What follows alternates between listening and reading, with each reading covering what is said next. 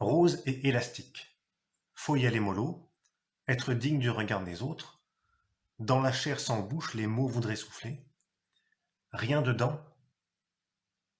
Le bon boulot, c'est pas quelqu'un de simple. Une petite boule de chair rose et élastique qui palpite avec deux gros yeux bleus au milieu. C'est moi que voilà. Je suis descendu trop vite, il va falloir me finir à la main. Trop vite, trop sèche, vite. Un peu d'eau sur la petite boule, j'ai besoin que ça glisse, dit maman. Entre ces deux paumes lisses et douces, je deviens toute chaude, bien pétrie entre les mains de maman.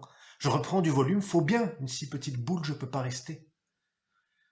Les mains de maman sur moi, c'est de la levure dans une pâte. Entre ses mains, je m'aère, je gonfle, faut bien, une si petite boule comme moi ne survivrait pas. Maman m'hydrate, maman me pétrit d'une main, à l'autre de maman je passe, je lui colle au doigt me refusant déjà par grumeaux à ce qu'elle veut pour moi.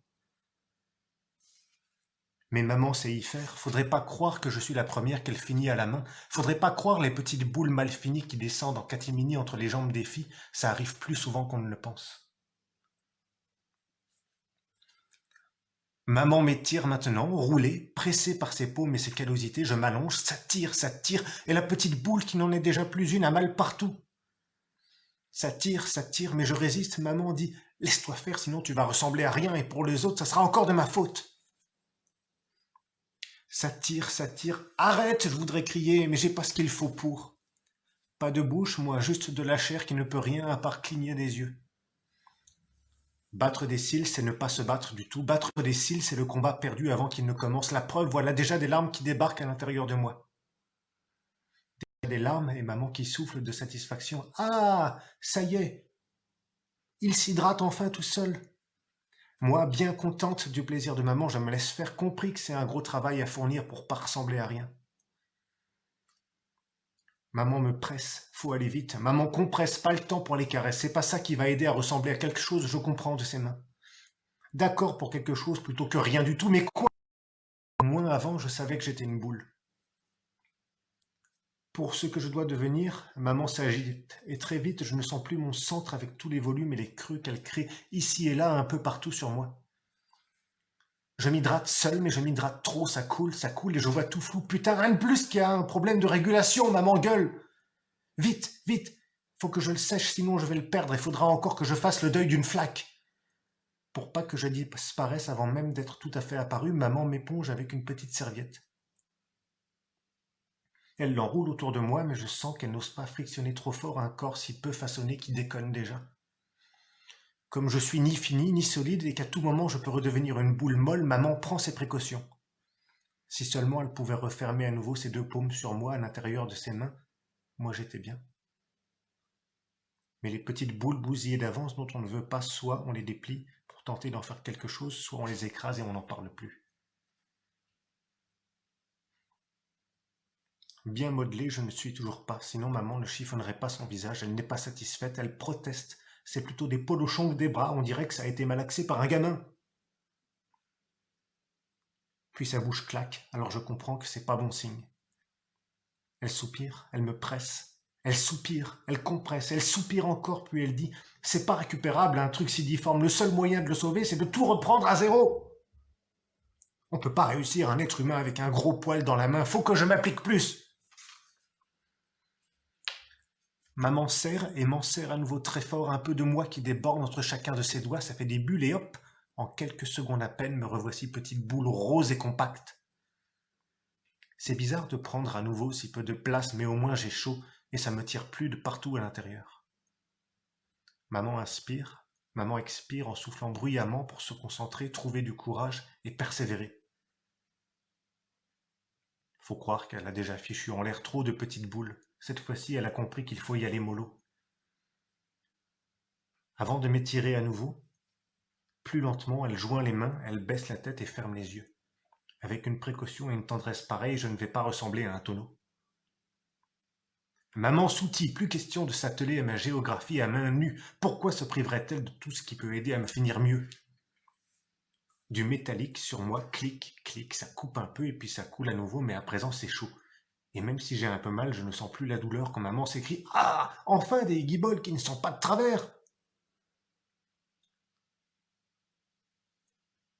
ça coule, de la lave entre les deux morceaux de moi désormais séparés, divisés à un certain endroit, mais enfin tel qu'il faut.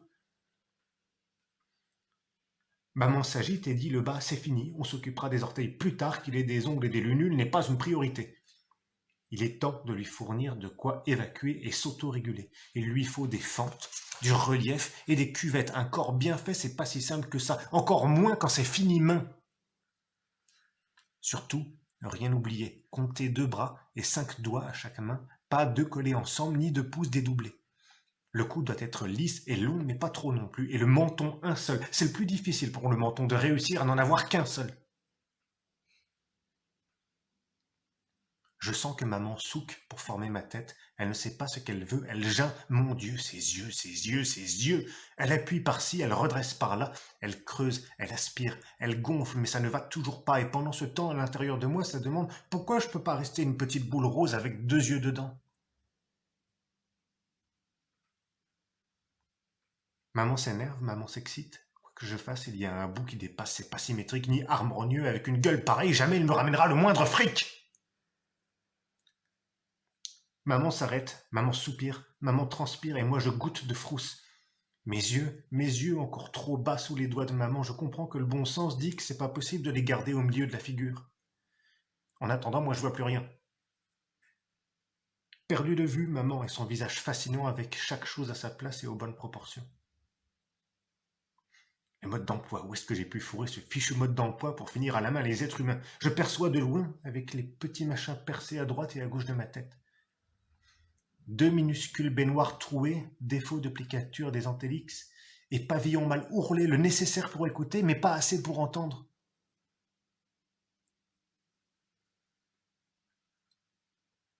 Pourquoi faut-il un mode d'emploi? C'est si compliqué que ça de sculpter un corps avec quelques orifices ici et là? Je sais qu'on a besoin d'un certain nombre de choses très différentes pour être réussi. J'ai déjà tous les mots dedans qui disent « moi ».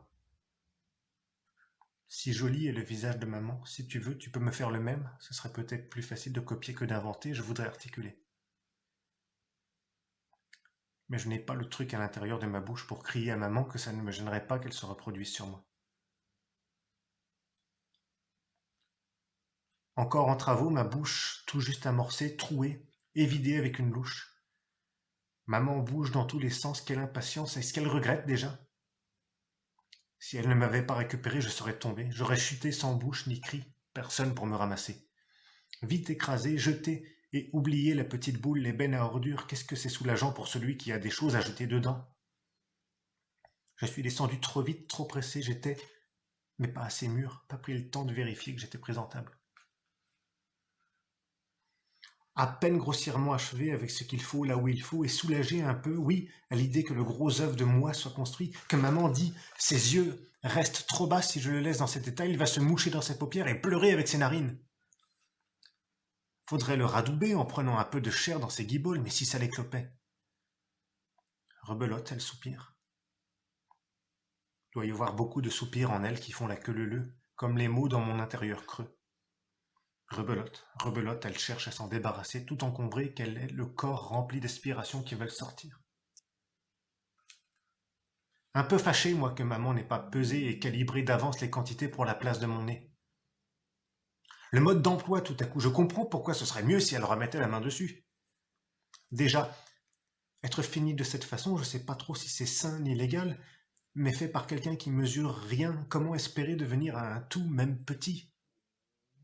Si elle était experte en boules imprévues, elle m'aurait déjà fini. Je n'attends que ça, moi, être digne du regard des autres. Pas foutu de me finir avec 2 mains alors que certains n'en ont qu'une. Pas foutu alors que je suis toute chaude, toute douce et que je me laisse manipuler sans manquer d'enthousiasme. Elle est bonne à rien ou quoi, maman?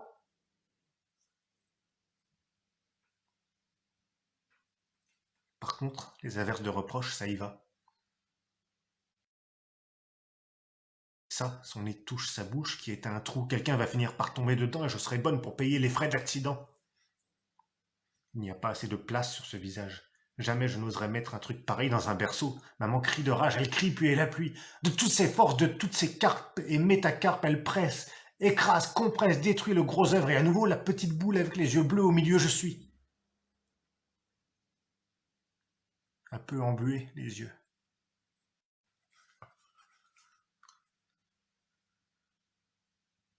Revoilà la petite boule, encore toujours la même, mais un peu moins fraîche et disposée qu'avant. On ne peut pas me ratatiner à volonté, même les petites boules a priori bonnes à rien ont leurs limites. Je ne suis pas comme il faut, d'accord, mais rose et élastique, c'est pas donné à tout le monde, et c'est déjà un début. Rose et élastique, mine de rien, ce sont des qualités que maman doit prendre en considération et cesser de chiffonner. Pâte rose, oui, pâte de chair passe encore, même si ce n'est pas très flatteur, mais pâte à modeler, non, faut pas pousser. Maman sort un grand rouleau à pâtissier, elle dit c'est forcément avec ça qu'on fait des petits garçons bien roulés, le secret c'est de s'en occuper à la façon d'une pâte brisée. Je peux pas l'ouvrir pour protester, elle va m'aplatir et m'écacher. Debout, immense, lointaine maman, et moi minuscule sous le rouleau qui tourne, roule et meule. Moi de plus en plus plate et de plus en plus ronde, je perds des yeux maman qui me comprime avec ses bras et de tout son poids. Étalé comme une flaque, je prends mes aises un peu sonnées, faut dire que c'est plutôt lourd ce qu'on a jeté sur moi. Toujours plus d'objets surgissent autour de mes courbes, il y en a de toutes sortes, ronds, pointus, biscornus, qui coupent, tracent et prennent des mesures. C'est toute une armée qui fait clic, qui fait clac, toute une armée conviée pour m'appareiller.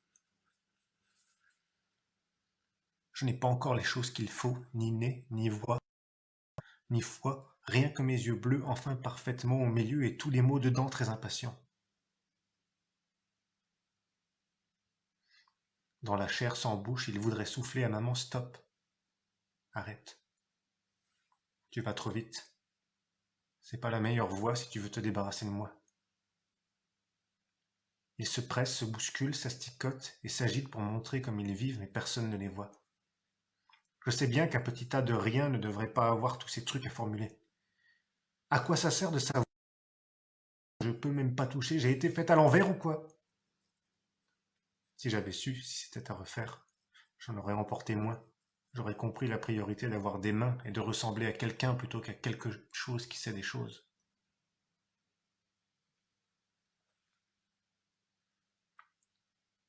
Mais c'est pas le moment d'y penser. Il pleut de la poudre, il crachine du blanc jeté par maman partout sur les contours. Je reconnais l'odeur, elle est en train de me rouler dans la farine. J'identifie l'odeur grâce aux mots venus chatouiller mon palais pour me saliver ce qui m'arrive. Mais comme je ne suis pas encore imperméable, tout me traverse et voilà qu'il neige à l'intérieur de moi. Les flocons tourbillonnent dans mon corps, ils tourbillonnent et je tousse un peu. Je veux pas ficher la frousse à cause d'une frimousse bouillonne et pleine de ratures, alors faut pas loucher ni bouger, juste faire confiance à maman. Et aussi avoir un peu de chance. Ce qui est mon cas, la preuve, personne ne roule quelqu'un dans la farine gratuitement, surtout pas son enfant. La farine, c'est une preuve d'amour de maman qu'elle est en train de répandre sur tout mon corps. Cette fois-ci, c'est parti, elle pétrit, je grandis. C'est parti, fini d'être une boule, à moi la découverte du monde. Elle me travaille et mon corps pousse, elle me pelote, elle me transforme et dans ses mains, je sens que je viens.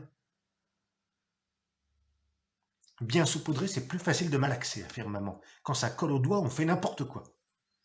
Mais cette fois-ci est la bonne. Plus elle pétrit, plus je me dilate, sûr que cette fois-ci, maman fait tout ce qu'il faut pour éviter les grosses erreurs.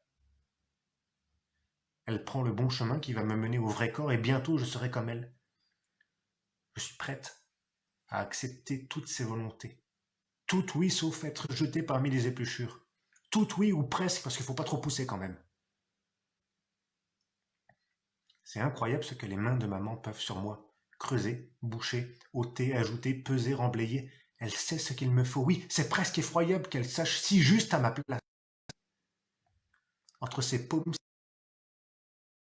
oui, le mot est là. Fierté. Et avec ce mot en moi, j'éprouve ce qu'il dit, même si je le bredouille toujours pas. La preuve, maman, s'extasie. Oh, les jolies joues rouges et rebondies. Elles sont fort réussies.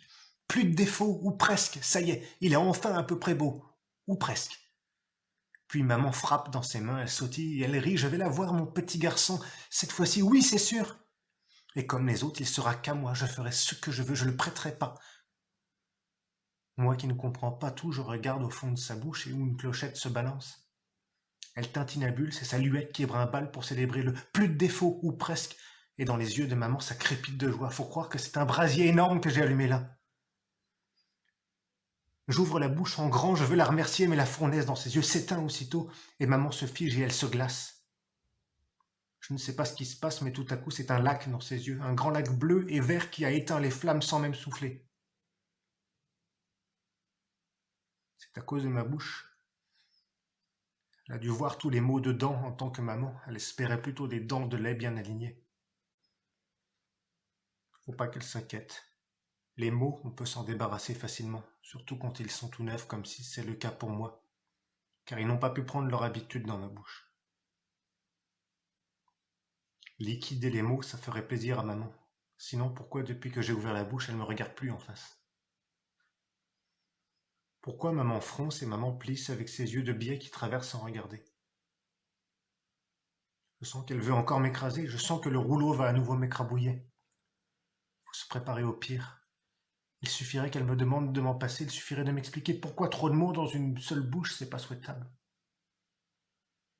J'obéirai.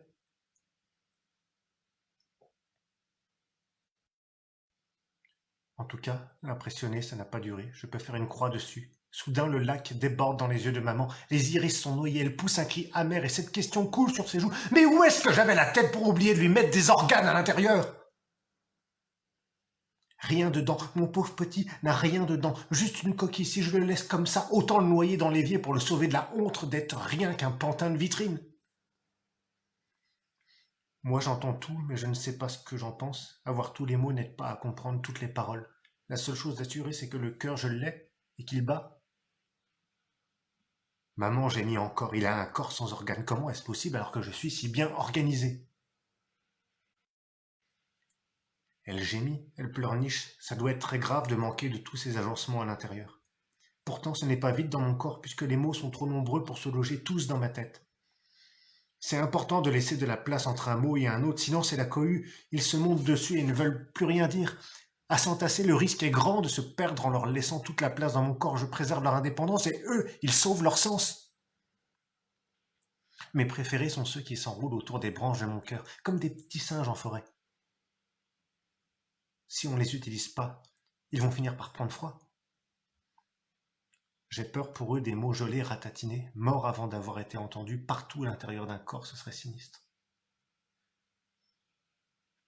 Mais maman suffit à m'habiter. Très fâchée, je sens qu'elle est prête à refaire de moi une bouchée. Je le vois à la façon dont elle contient ses mains. Elle hésite à les laisser recommencer à un écrasé de petites boules. Je voudrais caresser son visage, mais elle est si loin, immense et immobile, que mes yeux louchent vers le grenier de ma tête où il y a un creux minuscule, avec le mot fontanelle niché dedans en pleine sieste. Maman vient d'y poser son index droit. Poser, juste poser dessus pour me toucher, hein. Pas pour appuyer, non, pas pour reprendre la petite boule à 0. Dis, maman. De grosses gouttes dégoulinent sur mes tempes. Pitié, non. N'appuie pas. Pitié, non. Pas par là. Si tu me détruis par en haut, n'espère pas me réussir de nouveau. Pitié, non. 2 mots. Une expression avec laquelle j'implore le ciel que je n'ai jamais vu. Pitié, non. Je ne survivrai pas. S'il te plaît, maman. Regarde. Je suis sage. Et tu m'as réussi. Regarde ce visage. Il te ressemble, non? En m'écrasant pour me remplir des mêmes affaires que les autres, tu feras peut-être pas de l'aussi bon boulot. Ce n'est pas sûr, non. Pitié. Tu le sais que le bon boulot, même en ayant toute la volonté qu'il faut, avec la force et la patience, on n'est pas sûr de le trouver là où on l'attend. Le bon boulot, c'est pas quelqu'un de simple qu'on attrape en tendant la main et en disant allez viens. Non. Pitié. 2 mots inaudibles qui supplient sans pouvoir faire de bruit, le doigt qui menace mon creux neuf et fragile. Non, pitié. 2 tout petits mots qui gémissent dans mon intérieur et se tiennent recroquevillés dans ma bouche sans pouvoir en sortir. 2 mots blêmes et pétrifiés par le doigt de maman prête pour la grosse erreur. Si seulement je pouvais sécher et me durcir d'un coup. Soudain, maman s'agenouille, moi toujours nu sur l'établi, je grelotte. J'ai la chair de poule, puis je comprends qu'elle sanglote. Encore toute une famille de soupirs sortent de sa bouche et la voilà qui joint ses mains et baisse la tête. Puis quelqu'un, coincé au fond de sa gorge, grave et décidé, parle en bougeant ses lèvres. Il dit, si cette fois encore je le rate, je jure que plus rien ne sortira de ma chatte. Je mettrai un bouchon pour en finir à tout jamais avec cette question.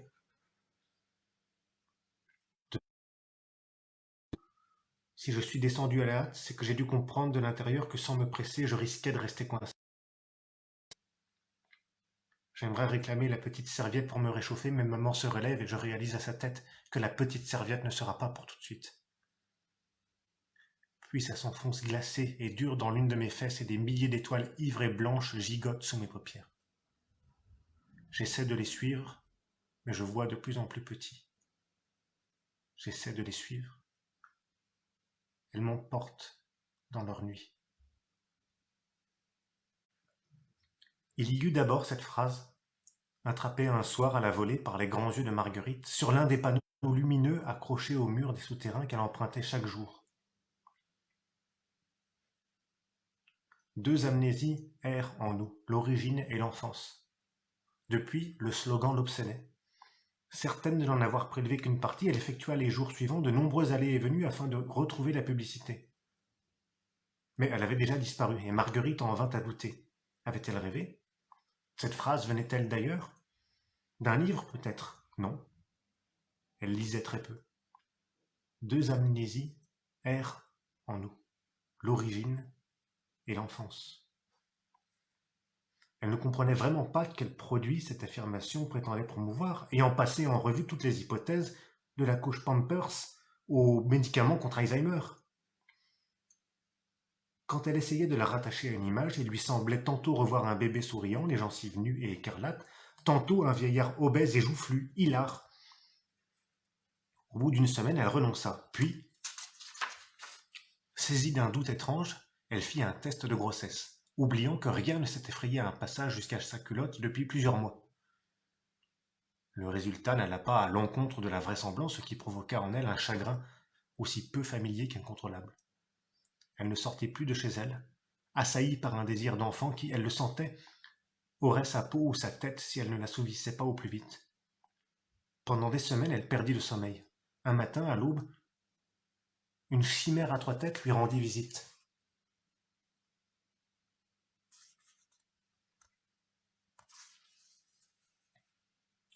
Pourquoi pleures-tu? Qu'est-ce que tu t'imagines? Tu n'es pas la première à vouloir faire un enfant toute seule. Sèche tes larmes, stoppe tes cris, ravale ta rage et écoute-moi. La semence dont tu as besoin existe hors de l'homme. Mais il faudra trouver toi-même celle qui te convient. Je me souviens d'une femme pour qui des feuilles de nénuphar macérées dans une décoction d'ail égrugé ont suffi. D'autres ont parfois recours à la complicité des animaux. Il n'y a pas de recette universelle. Les plus hardis la découvrent au bout de quelques lunes, mais certaines ont les cheveux qui blanchissent avant de parvenir à leur fin. Quel que soit l'ingrédient qui t'attend et que tu dois trouver, tu l'immergeras entre tes cuisses au moment opportun et ta jouissance devra être totale, pleine et absolue. Cette condition est la plus difficile à satisfaire, mais ne l'oublie surtout pas. La plupart des malheurs qui surviennent dans l'existence ne sont que les fruits prévisibles de ces étreintes médiocres, de ces jouissances sans extase dont les hommes et les femmes se contentent. Quel être humain peut prétendre à une existence digne s'il naît d'un coït insignifiant parmi d'autres? Personne. Si tu suis mes conseils, la lune t'aidera. Tu ne resteras pas nulle part, elle saura te guider. Chaque continent a son propre foyer de fertilité. En tant qu'Européenne, tu trouveras ce qu'il te faut dans la forêt noire. Une dernière chose, cesse ces tests de grossesse qui ne peuvent détecter que les fécondations les plus banales. Lorsque tu penseras avoir réussi, urine au pied d'un chêne, d'un cerisier, d'un noisetier ou d'un tilleul. Si une truffe pousse à cet endroit, ta grossesse est assurée. Mais malgré la faim qui te saisira à ce moment-là, tu ne devras pas la manger car elle est destinée au premier biberon de ton enfant. Quelle que soit ta raison de vouloir te tenir éloigné des hommes pour faire un enfant, je l'accepte. Mais tu dois respecter à la lettre mes conditions. Ton destin de mère en dépend. Marguerite se réveilla et fit son sac, emportant avec elle autant de provisions que son dos pouvait emporter, avant de partir en quête de la semence propice aux appétences solitaires de son entrecuisse. Elle délaissa très vite les lieux fréquentés de la forêt noire pour s'enfoncer au hasard des sous-bois. Le jour, elle cherchait, récoltait afin de pouvoir le soir s'entraîner face à la lune. Élève studieuse, Marguerite accomplissait entre ses jambes ce qui était devenu son devoir quotidien, le menton levé vers le ciel. Son fessier rougissait tant qu'elle se frottait. Et quand elle jouissait, la lune coulait. Marguerite ouvrait alors la bouche pour recueillir sur sa langue en guise de verdict les quelques gouttes concédées par l'astre. Au début, elles étaient plutôt acides et froides, puis elles devinrent plus douces et même légèrement tièdes. Marguerite savait qu'elle s'améliorait. Elle le sentait aux longues secondes qu'il lui fallait pour revenir à elle. Elle restait confiante, l'absolu serait bientôt là, et le corps lunaire se répandrait sur elle en abondance et un déluge sucré et bouillonnant. Tout entier, le satellite décroché du ciel fondrait sous son palais. Sa bouche ne serait pas assez large ni profonde pour le recueillir. En attendant, elle s'exerçait. Beaucoup de choses étaient déjà passées entre ses cuisses. Elle suivait davantage son instinct depuis qu'une amanite, pourtant qualifiée de vaginée, lui avait brûlé et rongé l'entrejambe. Il faut dire que les premières semaines, tout ce qu'elle glanait obtenait directement un droit de passage en elle. Ses choix s'étaient peu à peu affinés en fonction des résultats de ses essais. À présent, elle savait qu'aucune fleur ne lui était favorable. Toutes provoquaient en elle des allergies.